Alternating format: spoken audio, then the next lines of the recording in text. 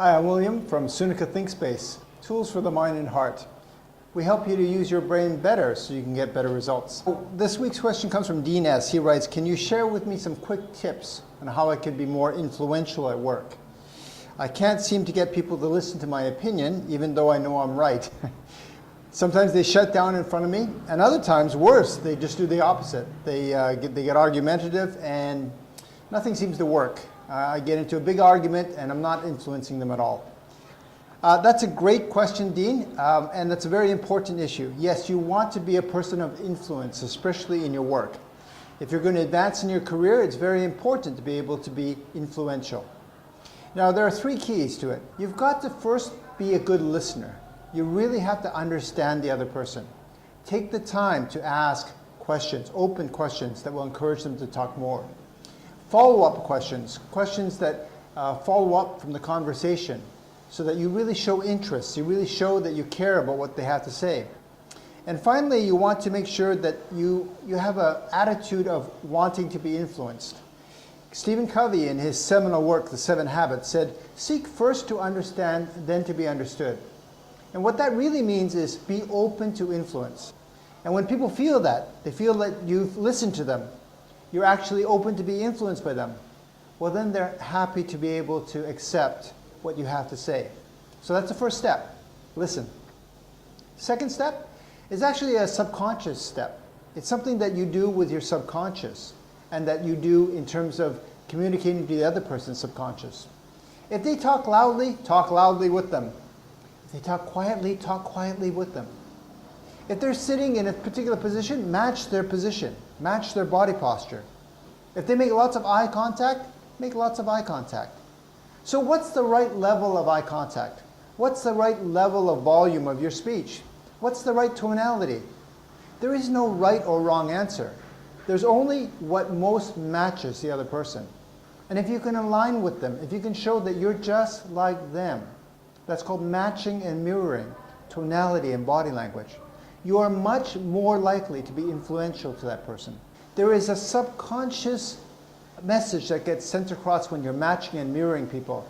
You're saying, hey, I can be your friend. I can be trusted. I am just like you.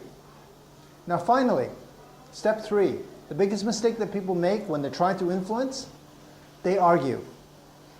When's the last time that you've actually won an argument? I don't know about you, but whenever I try to argue with someone, I always end up losing.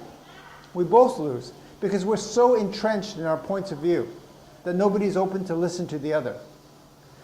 That can't happen if you use what we call the agreement frame. So step 3 is use the agreement frame. Always agree. You align, especially with their intention. You agree.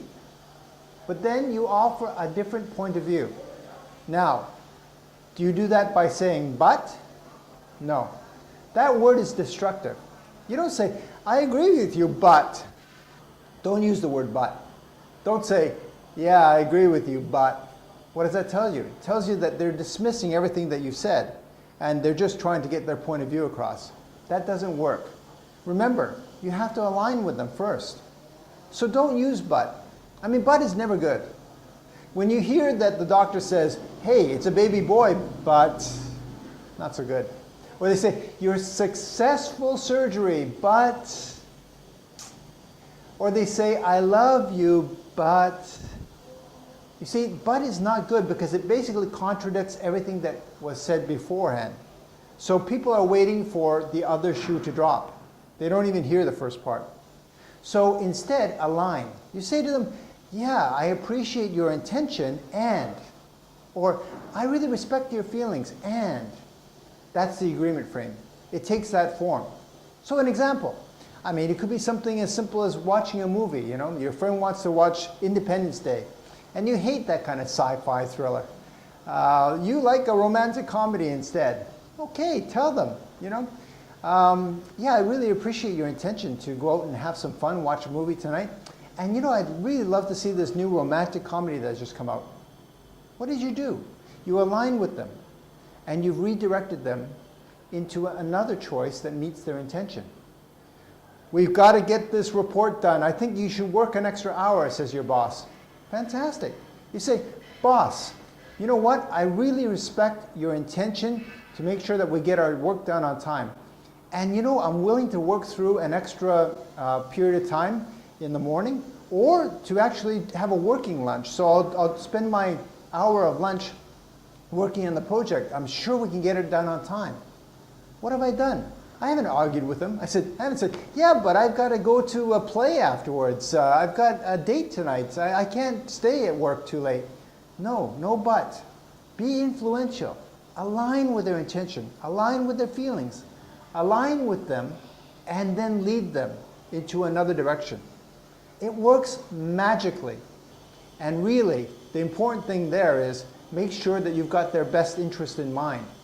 Come up with a solution that will meet what their goal is, what is their intention, and people will love you for it. All right, those are the steps. Remember, don't give advice, listen. Make sure you're open to their influence. That's step one. Step two, match and mirror, tonality, body language. Make them see that you're just like them. And thirdly, use the agreement frame. Never say but and never argue. Rather, align with their intention and then redirect them. That's how you'll be a person of influence, and that's how you can teach your team as well to communicate better with each other. Rather than arguing, this works a lot better. That's Sunaca Thinkspace, tools for your mind and heart. Now that you know how to use your brain, go for it. We'll see you next time.